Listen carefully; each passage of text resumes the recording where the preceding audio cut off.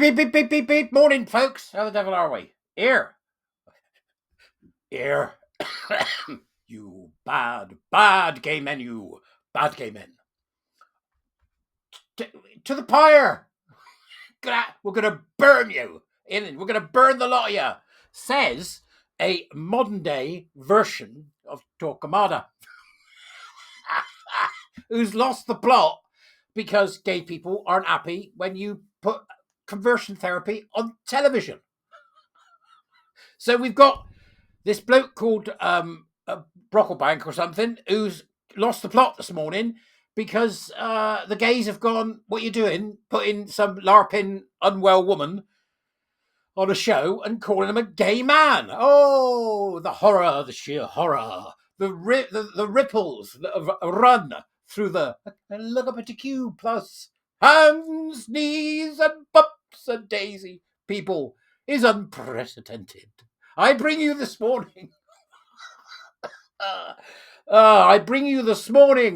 the bilious daubings and bilious rantings of a queer man. So here we go.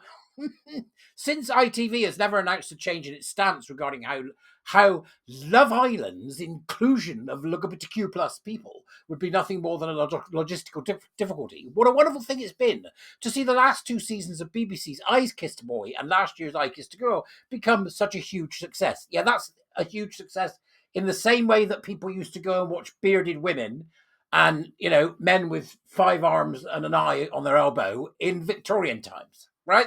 That's why it's a success. It's because it's a freak show.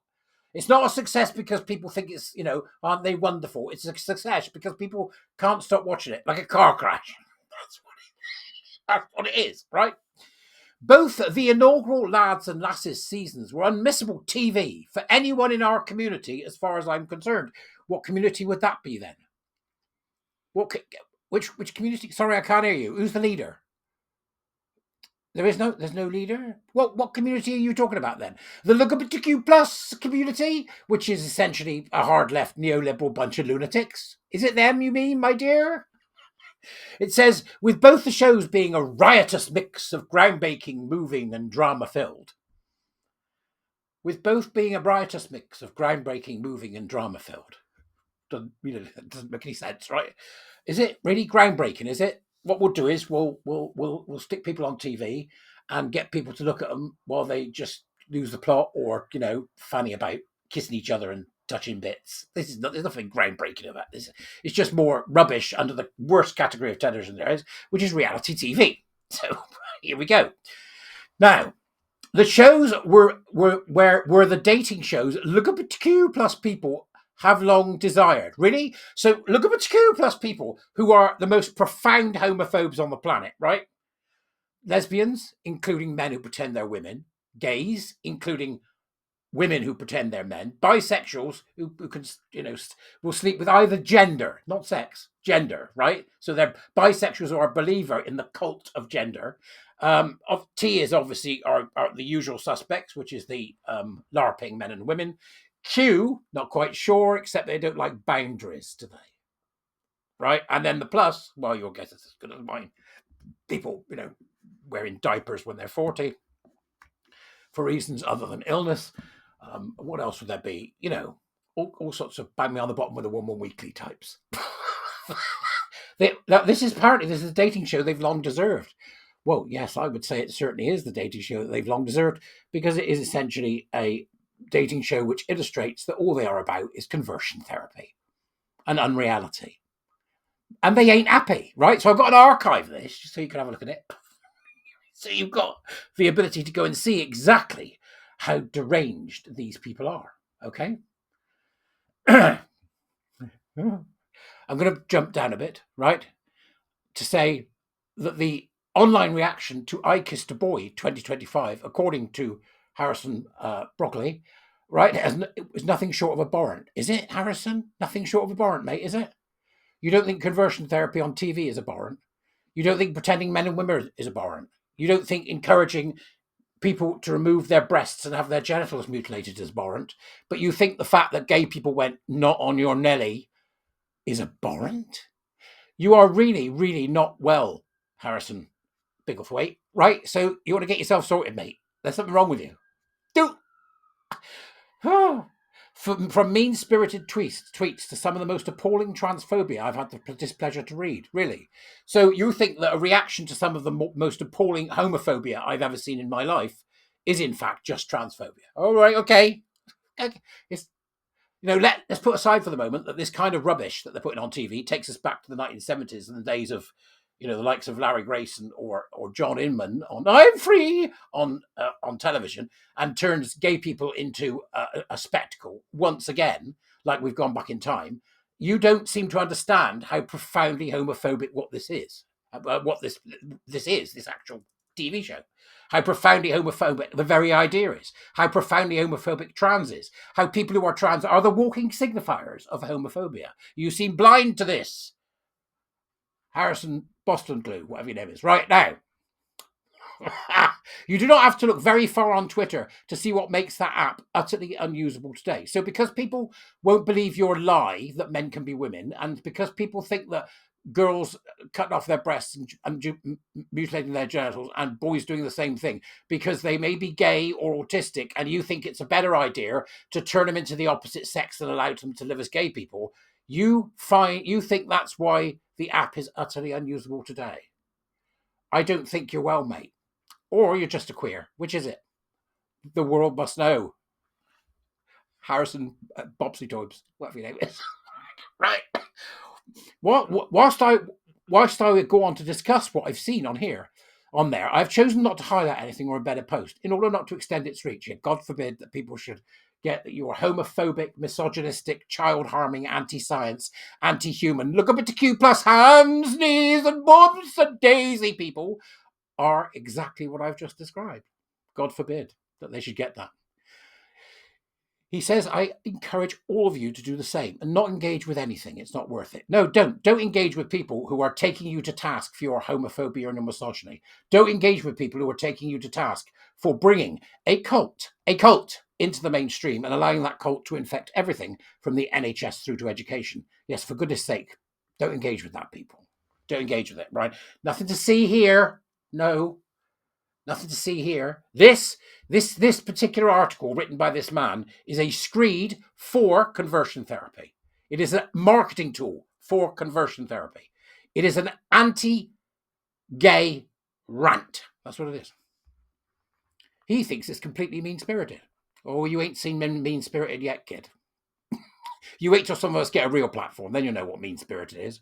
You nasty, horrible, traitorous Vichy. Picture how this must feel. You film a groundbreaking reality TV show. You film a TV show based upon the idea that gays can be women. Gay men can be women, right? That's not groundbreaking. That's not groundbreaking. It's offensive. It's disgusting and it's appalling. So what he's going for here is a bit of empathy. You had to keep your inclusion in that show a secret for when adding up auditioning and casting processes about a full year. You can't wait for the biggest broadcaster in the country to announce the cast to the world with all your pictures and profile being out there. It's all hype, it's all excitement, and it's potentially life-changing. I think it's pure manipulation. Now, if this person, who's a girl who thinks she's a boy, went into this and didn't realise what was going to happen, then somebody's been lying to that individual for a very long time, or as I suspect, they've been lying to themselves for a very long time. They think they're born in the wrong body. If they're born in the wrong body, where's the other one? That's what I want to know. Most of these queer people, they are queer people, see, have little to no following online, around 1,000 followers, and live a normal life out of the spotlight, yet so desperate to get in it that they would throw the reality of homosexuality under a bus. They're so desperate to get in it that they would team up with cult members who think that mutilating bodies is a good idea. They are so really just these little people who are being, who are going to suddenly face a nasty backlash because they happen to be doing the same as the Skopje cult did in Russia in the 1800s. It really, my heart bleeds. I can only apologize to everybody who has to read this garbage, right? From what I can remember, there was none of this during season 1 of I Kissed a Boy. And after last year's joyous I Kissed a Girl, feeling like nothing but a party, the reaction online to I Kissed a Boy last week was shocking. Was it shocking? Was it? Good. I'm glad you're shocked. Tweets were going viral, analysing the looks of the cast, with men debating who they would sleep with and who they wouldn't. Yep, that's not what you're worried about, though, is it, mate? You're not worried about all that because that's part of the game, isn't it? You put somebody on national television and you put them in a room with a group of other people or whatever it may be. They are there to be ridiculed. They are there to have that happen. They are there. And you know this. You know that this is about debating who they sleep with, who they wouldn't. For God's sake, you know that. And you know that it's about their looks. And you know that it's about what they'll be like as a person. And you know that this is bear pit television for the stupid masses. You know that. That's not what's pissed you off. What's pissed you off is that we're holding you to account for your rabid homophobia. We're holding you to account for your rabid anti-science. We're holding you to account for promulgating and proliferating a cult that is a danger to children and to our society. That's what you're angry about. I can understand why you're angry. You know, tell a bloke no. That often happens. Doesn't it, mate? Doesn't it, eh?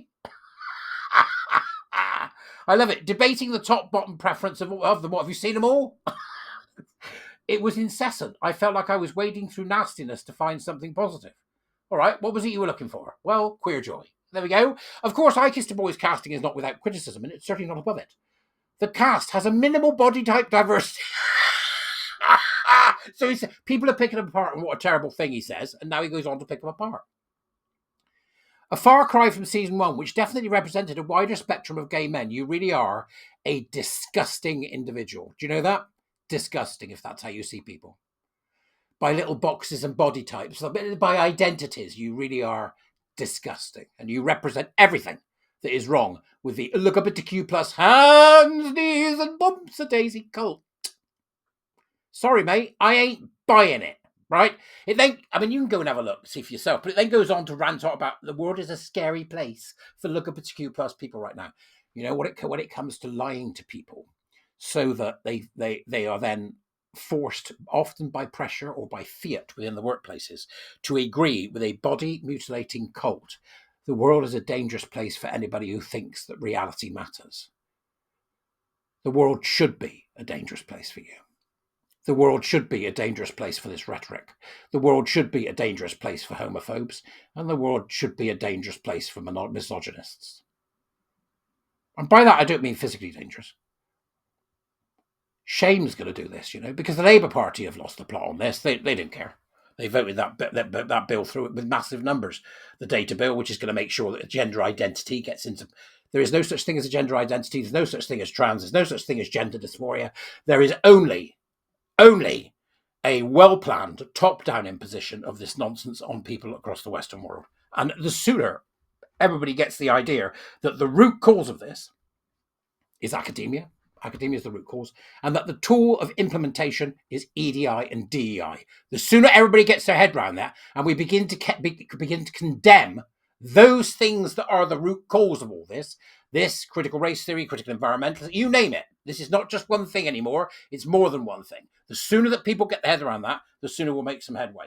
What is happening is that through organizations, the way you work, through clubs, through TV, is that they are using psychosocial interventions such as unconscious bias, such as, recognize your whiteness, such as the inclusion of trans people, psychosocial events, in order to influence people so that we will accept this kind of bullshit.